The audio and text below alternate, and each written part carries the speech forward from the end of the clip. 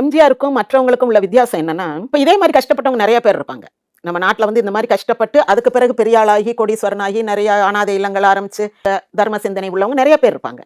ஆனா, அவங்கள விட எம்ஜிஆர் எந்த வகையில வித்தியாசப்படுறாருன்னு சொன்னா, கஷ்டப்படுறாங்க, இவங்களுக்கு உதவணும் அப்படின்னு நெனைக்க மாட்டாரு.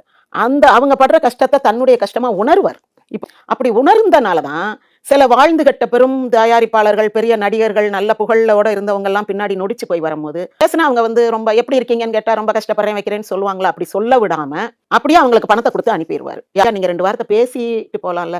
"இல்ல அவர் ரொம்ப பெரிய ஆளு, இப்ப கஷ்டப்படுறாரு. அவர் வந்து தன்னுடைய கஷ்டத்த சொல்ல வெட்கப்படுவாரு. அவர நம்ம வாய் திறந்து சொல்ல விடக்கூடாது. நன்மை செய்வதே என் கடமையாகும்." அதுதான் எம்ஜிஆர் மனிதநேயம்னு சொல்றதுக்கு காரணம். அவனுக்கு எவ்வளவு வேதனையா இருக்கும். இன்னைக்கு இந்த நிலைமை இங்க வந்து நிக்கிறான்னு சொன்னா, அது நம்மளுடைய பெருமை இல்ல.